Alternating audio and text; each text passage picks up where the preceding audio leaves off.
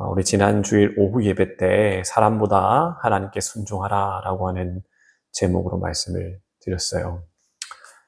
네, 우리가 살아가면서 참으로 억울한 일들이 참으로 많은 것 같아요. 그래도 그럴 게 한 성도님이 얼마나 속상하셨는지 전화로 상담을 요청하셨어요. 어떤 일이 있으셨나요? 그랬더니 동료가 큰 잘못을 했는데 상사가요, 확인하지도 않고, 그냥 우리 그 집사님을 지목해가지고 막 혼을 냈다는 거예요. 아닙니다. 내가 그런 거 아니에요. 라고 이렇게 이야기를 했는데 듣지도 않고, 그냥 당신 지금 변명하는 거야? 라고 하면서 막 몰아붙였다고 하는 거예요. 그러면서 하시는 이야기가, 목사님 제가 얼마나 억울했는지 아세요? 그 마음이 얼마나 답답하셨을까? 여러분 아마 이런 경험들은 다 한 번씩 있으셨을 것 같아요. 여러분 오해 사는 일이요, 뭐 직장뿐만 아니잖아요. 우리 가정에서도요, 내가 말하는 의도가 그런 게 아닌데 막 화를 내고 막 속상해하고 막 그런 일도 많고, 뭐 직장 안에서도 마찬가지고요. 인정받지 못하는 그런 자신의 모습 말입니다. 우리 교회 안에서도 그런 일이 있다라고 말씀을 드렸잖아요. 내 마음은 그런 게 아닌데 괜히 내가 미움받고 있다는 느낌이 들 때 말이죠. 여러분 우리가 그냥 평상시는 괜찮은데 내가 만일 억울한 자리에 서 있다라고 하면 여러분 그 마음을 지키는 게 그렇게 쉽지는 않다라고 하는 겁니다. 근데 여러분 우리가 믿음 안에서 생각을 해보면 우리가 억울한 일 당할 때요, 이게 꼭 불행한 일만은 아니다라는 겁니다. 이게 무슨 말도 안 되는 말이냐고요? 난 지금 억울한 일 당하고 있는데, 난 지금 미쳐 죽겠는데 어떻게 내가 불행하지 않을 수 있냐고요?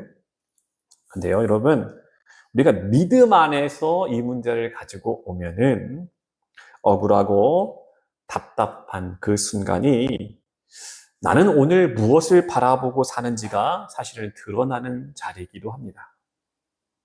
오늘도 우리는요, 사람의 그 말 한마디 때문에 내가 살아가는 나 자신에 대한 장점도 있잖아요. 근데 그 살아가는 나의 인생의 장점들이 한순간에 다 사라지는 것처럼 느껴져요. 사람의 말 한마디 때문에 내 자존감 하나가 다 무너져요.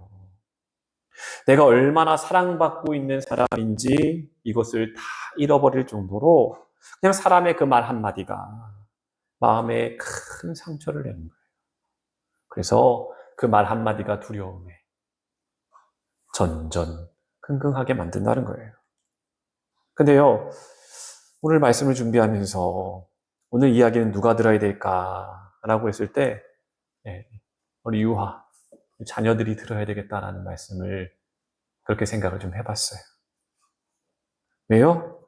우리 자녀들이 지금 그렇게 세상을 살아가고 있거든요. 너무도 많은 상처를 받고 살아가고 있어요. 쉴 새 없이 우리 자녀들이 모함을 받고 있고요. 수없이 깎아내림을 당하고 있고요. 수없이 비난을 받고 있어요. 그럴 때 우리가 인생을 돌이켜보면 대부분 두 가지로 반응하게 되더라고요. 아무래도 우리 자녀들도 그런 반응 중에 하나를 하고 있지 않을까라는 생각을 해보는데, 첫 번째는 말 한마디에 전전긍긍하면서 덜덜덜덜 떨고 있는 거예요. 아니면 다른 반응인데 어떤 반응일까요? 언젠간 내가 이것을 2배, 3배로 갚아주겠다. 원수 삼는 거예요. 아주 이를 바득바득 하는 거죠. 우리 자녀들이 그렇게 살아가야 될까요? 그렇게만 반응해야 될까요? 근데 오늘 성경은요, 이 두 가지의 길이 아니라 전혀 새로운 길로 우리를 안내하고 있거든요. 여러분, 우리는 그러한 불의한 일을 당할 때, 억울한 일을 당할 때, 하나님의 사람들은 하나님을 의식해야 돼요. 하나님을 생각해야 돼요. 그래서 인내하는 거예요. 그리고 내 인생의 문제를 가지고 내 억울함을 내가 해결하겠다, 당장 무언가를 하겠다가 아니라 이 문제를 하나님 앞에 가지고 나와서 하나님께 내어 맡기는 거예요. 그래서 우리는 이런 질문 가운데 서게 됩니다. 성도는 억울한 일을 당했을 때 어떻게 해야 될까? 고난 앞에서 나는 어떠한 태도가 있어야 될까? 그냥 참고 있으면 분명 사람들이 저 사람 바보 아니야? 이런 말 듣게 될 텐데 말이죠. 여러분, 근데 이런 물음에 대하여 오늘 본문은 아주 분명한 답을 제시해 주고 있어요. 우리는 오늘 그 답을 찾고 그 답을 찾은 것에서 그치지 아니하고 우리 자녀들에게 흔들리지 않는 그런 믿음의 길을 열어주게 되시기를 주님의 이름으로 축복합니다. 우리 18절부터 20절까지 우리 같이 한번 말씀 볼까요? 18절부터 20절입니다. 한 목소리로 읽겠습니다. 시작. 사환들아 범사에 두려워함으로 주인들에게 순종하되 선하고 관용하는 자들에게만 아니라 또한 까다로운 자들에게도 그리하라. 부당하게 고난을 받아도 하나님을 생각함으로 슬픔을 참으면 이는 아름다우나 죄가 있어 매를 맞고 참으면 무슨 칭찬이 있으리요. 그러나 선을 행함으로 고난을 받고 참으면 이는 하나님 앞에 아름다우니라. 아멘. 여러분, 1세기 로마 제국은요, 노예 사회였어요. 노예 사회. 고대 사가들의 기록들을 좀 살펴보면요, 로마의 전체 인구 중에 3분의 1이 노예였다라는 겁니다. 여러분, 노예를 생각할 때 큰 노역하는, 고생하는, 밖에서 막 일만 하는 그런 사람들만 생각하는데 그런 개념이 아니에요. 가정에서 관리하는 사람들, 또한 교사들, 의사들 뿐만 아니라 그 당시에 돈을 많은 회계사들, 이 다양한 분야에서 종속적인 신분으로 살아갔던 로마의 시민들이 있었다는 겁니다. 그러므로 이 초대교회 안에는요, 우리 성도들 가운데는요, 자유인도 분명히 있었겠지만 누구들이 있었다는 거예요?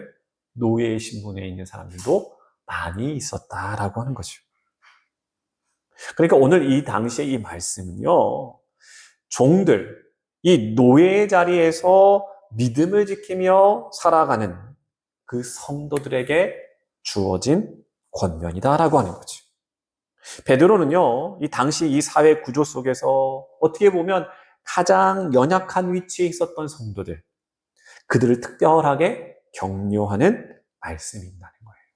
여러분 보세요. 당시의 종들은요, 주인이 말하는 그 말에 어떻게 했을까요? 무조건적인 복종을 해야 했다는 겁니다.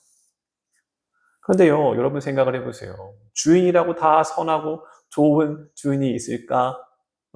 그렇지는 않잖아요. 오늘 본문에서도 말하는 것처럼 까다롭고 불합리하고 때로는 부당하게 대하는 주인들이 있을 수 있잖아요.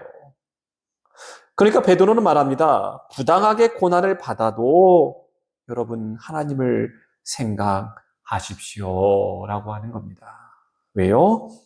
하나님을 생각함으로 슬픔을 참으면 이는 무엇이래요?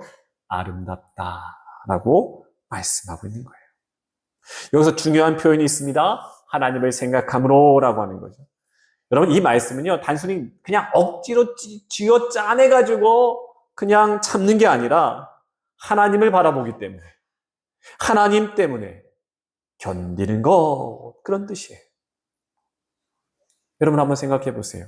이 당시에 이 성도들이요, 그 말도 안 되는 주인의 그 명령에 억울하게, 참 부당한 그 명령에 매도 맞고 막 욕도 듣고 그렇게 살아가는 그 당시 성도들의 그 심정을 한번 생각을 해보세요.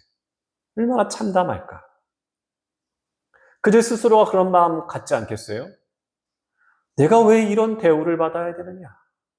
도대체 내가 잘못한 건 무엇이냐? 이런 마음 말입니다. 여러분, 억울함이 막 치밀어 오르면 어떻게 됩니까? 마음이 무너져요. 그리고 그 안에는 뭐가 차요? 악만, 분노만 차오른다는 거예요. 그런데 그 순간에 하나님을 바라보라! 라고 하는 말씀이고요.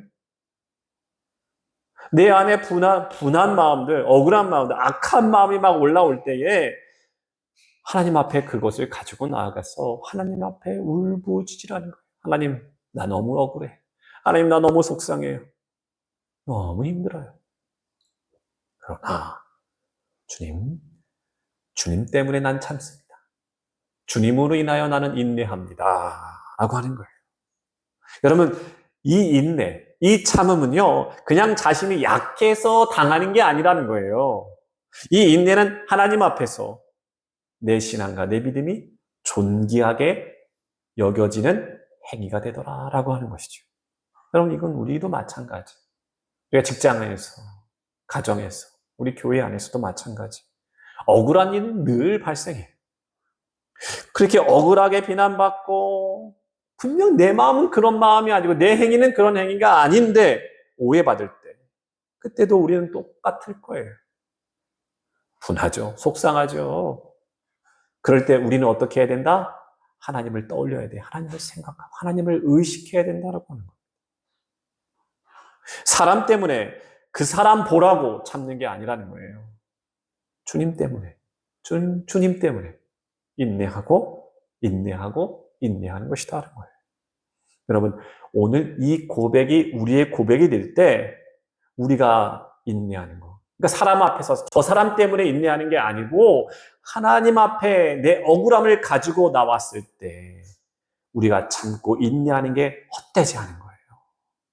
그리고 그러한 성도들의 모습은 하나님 앞에 아름답다, 아름답다, 아름답다라고 말하는 거예요. 어떤 삶이 아름다운 거예요? 어떤 성도가 아름답다고요? 인내하는 성도들, 참고 인내하는 성도들, 하나님 앞에 아름다운 자들이다 라고 말하는 거예요. 사랑하는 성도 여러분, 오늘 저와 여러분은 오늘 말씀을 통하여 안 되지만 어렵지만 결단해 보게 되기를 바랍니다. 주님, 억울한 순간이 우리 가운데 있지만 주님 때문에, 주님으로 인하여 인내해 보겠습니다. 참아 보겠습니다 라고 하는 결단 말입니다. 사람 때문에 내가 처해 있는 이 환경 때문이 아니라 주님 때문에 주님 앞에서 인내하며 믿음을 지키겠나이다 라고 하는 말이죠. 우리 21절의 말씀 같이 한번 읽어볼까요? 21절입니다. 시작. 이를 위하여 너희가 부름을 받았으니 그리스도도 너희를 위하여 고난을 받으사 너희에게 본을 끼쳐 그 자취를 따라오게 하려 하셨느니라. 아멘. 여러분, 성경은 우리에게 분명히 말합니다. 이를 위하여 너희가 부르심을 받았다라고 말이죠. 성경은 무엇을 말한다고요? 무엇을 위하여? 무엇을 위하여? 바로 고난 속에서도 순종하는 삶을 위하여라고 하는 겁니다. 우리는 보통 이 부르심, 하나님이 나를 왜 부르셨을까? 어떻게 생각해요? 나에게 영광 주려고, 나에게 복 주시려고 이렇게만 생각을 한다는 거예요. 그러니까 내가 복을 안 받고 내가 억울한 일 당하면 안 되는 거지. 큰일 나는 거지.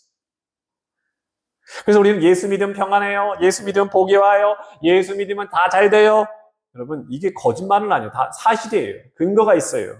그런데 베드로 사도가 이야기하는 부분을 잃어버려서는 안 돼요. 그건 뭡니까? 성도의 부르심에는 무엇이 있다? 고난이 포함되어 있다라고 하는 거예요. 왜냐하면 누구의 길을 따라보면 돼요? 예수님의 길을 따라보면 돼요. 예수님이 가신 길은 무엇이냐는 거예요. 그 길 자체가 십자가의 길이었다는 것을 우리는 바라봐야 한다는 겁니다. 이런 본문을 말씀해 보시면요. 그리스도도 너희를 위하여 고난을 받으사. 주님은 하나님의 아들이시잖아요. 근데 고난을 받으세요. 근데 그 이유에 대하여 성경은 뭐라고 밝히고 있느냐면 너희를 위하여. 그리스도가 고난받은 이유가 뭐라는 거예요? 너희를 위하여. 나를 위하여. 오늘 우리 이 시간 예배하는 우리를 위하여 주님은 고난을 받으신 거예요. 그리고 성경은 뭐라고 밝히냐면 너희에게 본을 끼쳐라고 말합니다. 주님은 우리에게 본을 보이시기 위하여라고 하는 겁니다. 여러분, 여기서 본을 끼쳐라고 하는 말, 헬라어 원어로 보면은 참 은혜가 넘쳐요. 제가 특별히 설교 준비할 때 원어 성경을 꼭 참고하는 이유가 바로 여기 있는데요. 왜냐하면 그 뜻이 그냥 성경을 읽어 내려갈 때보다 더 큰 깊이와 울림이 있다는 거거든요. 왜냐하면 여기서 본을 끼쳐라고 하는 원어의 뜻을 보면 이런 뜻인 거예요. 여러분, 아이들이요, 처음 글씨를 쓸 때 있잖아요. 글씨 배울 때. 글씨의 본을 따라서 아이들이 기억이면 기억, 니은이면 니은 이렇게 따라 쓰잖아요.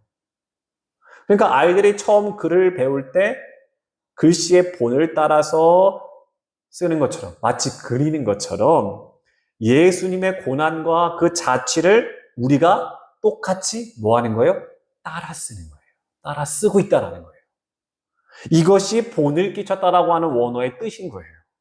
사랑하는 성도 여러분, 예수님의 그 걸어가신 길을 우리가 똑같이 따라가는 거예요. 예수님께서 참고 인내하신 그 길을 우리가 똑같이 짚어가며 따라가는 거예요. 여러분 한번 생각을 해보세요. 한번 상상해 보자고요. 여러분 눈이 서벅하게 내렸어요. 근데 그 들판에 한 사람의 발자국이 척척척척 나 있는 거예요. 근데 저 멀리서 음성이 들려요. 이리 오너라. 이리 오너라. 내게 오너라. 그 발자국은 사실 주님께서 걸어간 발자국이었다는 거예요. 그러니까 우리는요, 이 길이 어디로 인내하는지 난 모르지만 주님이 가신 그 발자국을 한 걸음, 한 걸음, 한 걸음 따라가는 거예요. 주님 나를 부르시니. 근데 여러분, 그 발자국을 따라갈 때 어떤 것을 느껴요? 그냥 편한 건 길이었을까요? 아니잖아요. 여러분, 때론 눈보라가 막 밀쳐와요. 거센 바람이 우리의 살을 애는 고통으로 찾아와요. 근데 주님 가신 그 길을 한 걸음 한 걸음 우리가 따라 걸으면요, 그 길에는 주님이 계세요. 부활의 그 주님이 계세요. 주님이 계신 이유가 무엇이겠어요? 우리에게 무엇을 주시려고? 영원한 생명, 구원의 그 길, 부활의 영광이 기다리고 있다는 겁니다. 사랑하는 성도 여러분, 우리가 그리스도인으로 내가 부름받았다라고 하는 것은요, 단순히 내가 본강교회 예배드리고 있어요. 나 예배드리고 있네요, 지금. 여기서 그치는 것은 아니라는 겁니다. 고난이 있다 할지라도 순종하는 삶인 거예요. 그 삶이 주님이 남는 삶입니다. 여러분, 우리가 직장에서 억울한 일 당해요. 가정에서도요, 가정이라고 하면 여러분들 사랑받는 것 같지만 그렇지 않을 때가 더 많아요. 여러분, 가정이라고 해가지고 사랑받으면 참 좋은데 가깝다는 이유만으로 가장 상처받는 것이 가정이거든요. 여러분, 나를 가장 잘 이해할 곳이 가정이라고 생각하지만 이 세상에서 가장 이해받지 못하는 곳이 때로는 가정이란 말입니다. 마찬가지예요. 신앙생활도 마찬가지예요. 우리가 손해보고 상처받을 때가 있다는 거예요. 근데 참 억울하죠. 직장에서, 가정에서, 교회에서, 내가 살아가는 환경에서 이런 일 당하면 참 가슴 아프고 참 힘들죠. 근데 그 자리가 죄송합니다. 주님이 나를 부르신 자리다라고 하는 거죠. 그 자리가 하나님이 나를 부르신 자리다라고 하는 거죠. 여기까지 여러분 용납이 안 되겠죠. 왜 억울한 자리가 주님 부르신 자리입니까? 왜 그 자리가 우리의 자리입니까? 사랑하는 성도 여러분, 그 말씀을 22절과 23절에서 풀어주고 있어요. 같이 한번 읽어보겠습니다. 22절로 23절 시작. 그는 죄를 범하지 아니하시고 그 입에 거짓도 없으시며 욕을 당하시되 맞대어 욕하지 아니하시고 고난을 당하시되 위협하지 아니하시고 오직 공의로 심판하신 이에게 부탁하시며. 아멘. 오늘 이 베드로는 예수님의 고난의 모습을 우리에게 말씀하고 있어요. 특별히 세 가지로 정리했는데 예수님은 죄가 없으셔요. 그런데 죄가 없잖아요. 그러니까 억울하게 고난을 당하셨다. 주님의 첫 번째 모습. 두 번째는 뭡니까? 욕을 당하셨다.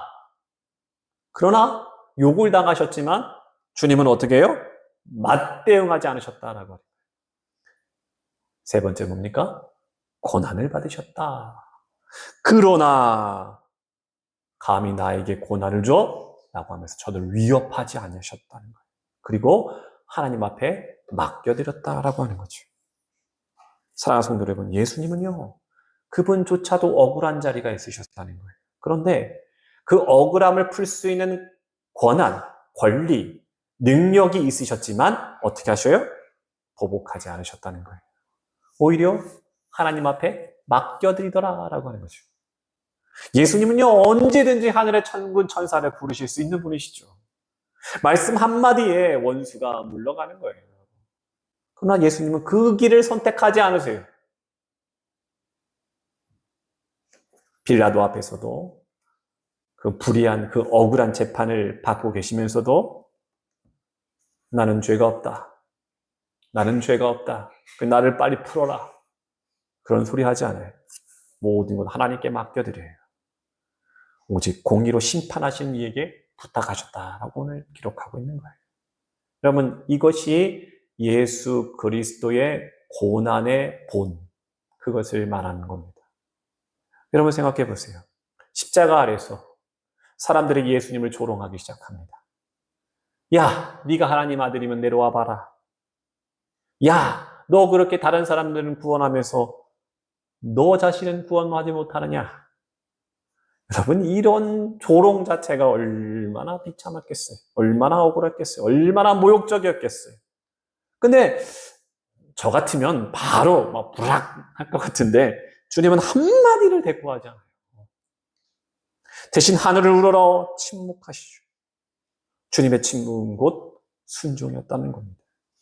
여러분, 우리도 그런 억울한 자리가 얼마나 많아요. 누군가가 여러분을 얼마나 많이 오해해요. 자신의 오해인데 보통 오해하는 사람들이 더 화가 많아. 나는 괜찮은데. 여러분, 이런 진리가 있으셔야 돼요. 그러니까 여러분을 어떻게든 음해하려고 어떻게든 주저앉히려고 하는 사람들이 있단 말입니다. 막 욕하고 막 힘들게 해요.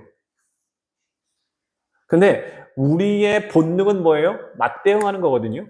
어허, 지금 나보고 지금 싸우자고 하는 거지? 한번 해보자. 이게 우리의 본능이에요. 나도 똑같이 갚아주겠다라고 하는 거예요. 근데 주님의 길을 자꾸 우리가 들여다보면 그분이 본이 된다, 그 길을 따라가라 라고 하는 것을 자꾸 보면 주님의 길은 맞대응하는 길은 아니라고 하는 거예요. 다시 말씀드려요. 성도의 길은 예수님의 본을 따르는 길이라고 말씀드렸잖아요. 욕을 당해요? 여러분 욕하시면 안 돼요. 억울해요? 속상해요? 여러분이 갚으시면 안 돼요. 하나님 앞에 맡겨드려야 돼요. 그리고 여러분 기대하셔야 돼요. 하나님이 어떻게 풀어가실지. 여러분의 인생을, 여러분의 삶을 어떻게 막 만들어 가실지를 기대하셔야 돼요. 하나님께 맡겼다면. 그 길은 쉽지 않아요. 어려워요. 그래서 여러분에게 말씀드리고 여러분들에게 도전 드리는 거예요. 어렵고 힘든 길이기 때문에. 여러분이 그 길을 걸어가고 그 길을 걸어간 다음에 하나님이 억울함을 풀어주시고 여러분의 인생을 붙들어 주시며 여러분 가운데 하나님 주시는 영광에 이르는 그 복을 내가 얻어야 그 길을 걸어가야 그 길이 진리다라고 하는 것을 누구에게 보여줄 수가 있다고요? 오늘 말도 안 되는 비난을 받고 있고 말도 안 되는 억울한 일들을 당하고 있는 내 자녀들이 그 말 한마디에 벌벌벌벌 떨면서 내가 얼마나 그 사랑받고 있는 자녀였고 내가 얼마나 귀한 사람인지도 잃어버리면서 때로는 원수가 풀려고 감히 나한테 이랬어 라고 하면서 그 삶을 온통 원수 갚을 생각으로 어두운 생각으로 살아가는 그 인생 얼마나 불쌍한 인생이에요. 그러니까 오늘 이 말씀을 우리가 깨달아야 돼요. 어렵지만 그 길을 내가 먼저 걸어가야 되는 겁니다. 그래서 주님께서 말씀하시는 거예요. 내가 이미 그 길을 걸었노라. 내가 그 길을 걸었노라. 그것이 예수 그리스도의 본이다 라고 말하는 거죠. 여러분 24절로 25절 끝절인데요. 같이 한번 읽겠습니다. 24절로 25절입니다. 시작. 친히 나무에 달려 그 몸으로 우리 죄를 담당하셨으니 이는 우리로 죄에 대하여 죽고 의에 대하여 살게 하려 하심이라. 그가 채찍에 맞음으로 너희는 나음을 얻었나니 너희가 전에는 양과 같이 길을 잃었더니 이제는 너희 영혼의 목자와 감독 되신 이에게 돌아왔느니라. 아멘. 우리는 죄에 대하여 죽은 자다. 여러분, 이게 무슨 뜻일까? 제가 좀 깊이 묵상을 해봤는데 이런 뜻이더라고요. 죄가 우리의 마음을 흔들어요. 우리를 계속 유혹해요. 근데 그 말의 꼬리에 우리가 잡혀가지고 그 말에 헤어나오지 못하는 삶을 살아가잖아요. 누군가 내게 욕했대, 나한테 이렇게 했대, 가지고 그 말에 헤어나오지 못하고 그냥 하루 종일 그곳을 곱씹으면서 속상해하면서 살아가는 것, 우리의 인생이라고 하는 거예요. 근데 더 이상 그 죄된 말에 끌려다니지 않을 이유가 여기 있다라고 하는 거예요. 왜냐하면 이렇게 말하잖아요. 너희는 죄에 대하여서는 죽은 자다라고 하는 거죠. 왜냐하면 생명이 없는 사람, 죽은 사람들에게 귀에다 대고서 막 뭐라고 욕해봐요. 죽은 사람한테. 그게 소용이 있을까요? 없다라는 거예요. 다시 말씀드릴게요. 우리는요, 이 죄에 대해서는요, 이미 반응할 수 없는 자라는 거예요. 여러분, 이게 얼마나 큰 자각이, 얼마나 큰 깨달음인지 여러분 생각을 해봐야 돼요. 그러니까 누군가 여러분을 욕해요. 여러분 상처 막 준단 말입니다. 근데 그 말에 반응하지 않는 자들, 죄에 대하여는 죽은 자들이라는 거예요. 죄에 대한 말이 들어올 수가 없는 사람들이라고 하는 거예요. 어떻게 이런 사람이 될 수가 있지? 어떻게 이런 신앙과 이런 믿음을 가질 수 있지? 오늘 근거가 여기 있는 너희는 죄에 대하여서는 죽은 자들이야. 반응하지 마. 꿈틀대지 마. 넌 죽었다니까? 죽은 자가 어떻게 움직여? 그 죄된 말에. 너를 자꾸 가두려고 하는, 너를 자꾸 지옥과 같이 어두운 곳으로 어떻게든 끌고 가려고 하는 그 말에 왜 너희는 파닥파닥 반응하느냐라고 하는 거예요. 너는 이미 죽은 자들인데. 죄에 대하여 죽은 자들인데.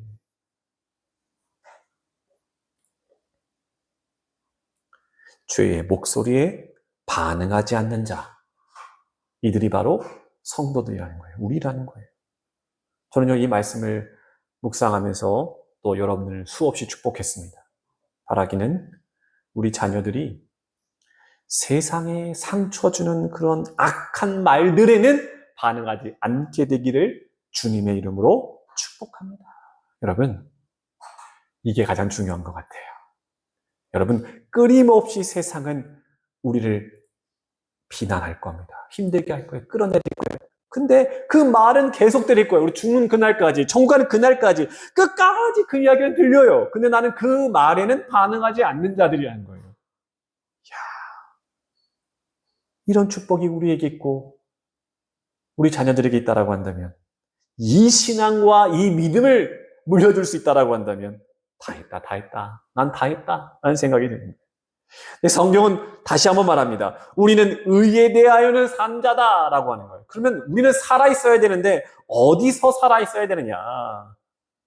의에 대하여. 여러분, 이것도 단순히 착하게 살아가있다 이런 뜻이 아니에요. 하나님이 주신 새 생명으로 선을 향하여 살아가는 자들이다라고 하는 겁니다. 우리가 새롭게 주어진 정체성이라고 하는 건데, 그건 죄의 길은 끊어버리고 죄에 대해서는 반응하지 않고 의의 길만을 찾아 따라가는 삶을 말하는 거예요. 자, 이렇게 이야기하면서 베드로는 이렇게 말합니다. 너희는 더 이상 길을 잃은 양들이 아니다. 이제는 목자이신 주님의 품에 있는 자들이다 라고 말합니다. 여러분, 양을 한번 생각해 보세요. 양은요, 혼자서는 길을 찾을 수 없는 존재라는 거예요. 만약 그 양이 목자를 잃고 길을 잃으면 어떻게 될까요? 죽을 수밖에 없대요. 살 가망이 없답니다. 그런데 주님께서 오셔서 나를 찾으셨어요. 그리고 나를 품에 안아주셨습니다. 이 말은 뭐예요? 더 이상 내가 두려워하면서 전전긍긍하면서 누가 나를 알아줄까? 누가 나를 보살펴줄까? 필요 없이 더 이상 방황하지 않게 된다는 거예요. 길 잃은 양이 아니에요, 우리가. 목자이신 주님의 품에 거하는 자들이다라고 하는 거죠. 바라기는 여러분 오늘 이 예배를 통하여 여러분 마음속으로 기도하시기 바랍니다. 우리 자녀들이 이 땅에서 길을 잃지 않도록 기도해 주시기를 바랍니다. 여러분, 우리가 이 정체성을 꼭 붙들어야 할 이유가 바로 여기 있다는 거예요. 뭐예요? 나는 죄에 대해서 죽은 자, 죄에 대해서 죄된 말, 나를 무너뜨리는 말, 비난하는 말, 나는 정말 사랑받을 만하고 주님 앞에 귀한 자였는데 넌 그런 사람 아니야. 넌 자격도 없어. 무능한 사람이야. 라고 하는 그 비난의 말들을 들을 때 그거에는 반응하지 않는 자. 왜? 그 악한 말에는 내가 이미 죽은 자이기 때문에. 그러나 의의 말에는 나는 산다. 목자이신 주님 앞에 그 품에 나는 안겨있는 자다라고 하는 거죠. 여러분, 이 고백에 우리가 딱 붙들려 있을 때는요, 억울함 속에서도 그 말도 안 되는 비난 속에서도 주님은 내 인생을 붙들고 계셔.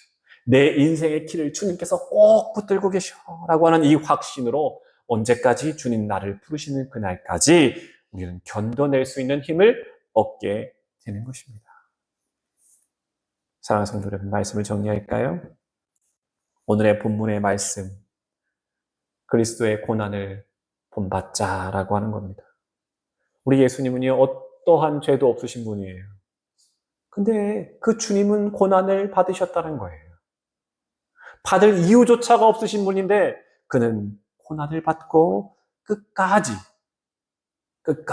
인내하며 하나님 앞에 맡겨드렸어요. 우리도 그 길을 따르기로 결단한 하나님의 백성들 아니에요? 주님의 제자가 되겠다라고 고백한 우리들 아닙니까? 그렇게 우리는 부르심을 받은 자들이라는 거예요. 오늘 이 말씀을 통하여 우리 스스로에게 질문을 해봅시다. 나는 억울한 순간에 어떤 얼굴을 하고 어떤 반응을 하고 있느냐? 나는 어떠한 상황 가운데서도 사람 얼굴만 구하고 있고 누가 날 봐주기를 기다리고 있느냐? 아니면 하나님을 바라보고 의식하고 있느냐라고 하는 거죠. 마지막 한 것인데 나는 주님 가신 그 길을 바라보고 있느냐? 그 발자취가 내 눈앞에 보이느냐라고 하는 것이죠. 사랑하는 성도 여러분, 우리의 길은 나그네 길이라고 말씀을 드렸습니다. 때로는 불청객처럼 고난은 우리에게 찾아옵니다. 억울함, 외로움, 우리에게 불시에 찾아옵니다. 근데 이것조차도요, 주님 가셨던 그 고난의 길 가운데 그 길을 따라가며 십자가 앞에 다 내려놓게 되시기 바랍니다. 바라기는 주님의 발자취를 따라 저와 우리 성도님들이 그 길을 기쁘게 감사하며 따라갈 수 있기를 주님의 이름으로 축복합니다. 우리가 그 길을 살아낼 때 우리 자녀들도 더 이상 길 잃은 양이 아니라 주인을 잃어버린 양이 아니라 주님 품에 안겨서 주님의 위로와 평강을 얻는 우리 사랑하는 믿음의 자녀들 되기를 주님의 이름으로 축복합니다. 기도하겠습니다. 거룩하신 하나님 은혜를 감사합니다. 오늘 말씀을 통하여 우리를 부르심을 믿습니다. 주님 억울한 순간에도 오직 주님만을 바라보게 하여 주옵소서. 고난 속에서도 주님 나에게 원하시는 것은 무엇일까? 주님은 나에게 어떠한 순종을 원하실까? 오직 주님의 발자취만을 따라가게 하여 주옵소서. 우리의 상처로 인하여 무너지는 자들이 아니라 그 상처를 주님께서 만지시고 고치시고 있음을 믿고 주님의 힘주심과 능력을 인하여 소망을 잃어버린 자들이 아니라 소망을 되찾는 믿음의 성도들 되게 하여 주옵소서. 바라기는 세상의 그 악한 말에는 반응하지 않고 주님의 말씀에 의로서 반응할 수 있는 은강교회 모든 성도들 되게 하여 주옵소서. 주님 바라기는 우리 믿음의 자녀들, 우리 출가한 자녀들, 그들의 인생 가운데에 오늘 혹 그 마음에 큰 짐들이 있고 세상의 말 가운데에 상처받은 영혼들이 있다라고 한다면 하나님 오늘 말씀에 빗대어 사랑하는 자녀를 위하여 중보기도 하오니 주님께서 위로하시고 힘이 되어 주옵소서. 더 이상 세상의 말에 반응하는 자가 아니라 주님의 음성에 반응하며 기뻐하며 하나님 주시는 귀한 음성 가운데 아름답게 행복하게 주님 안에서 살게 하여 주옵소서. 예수님의 이름으로 기도드리옵나이다. 아멘.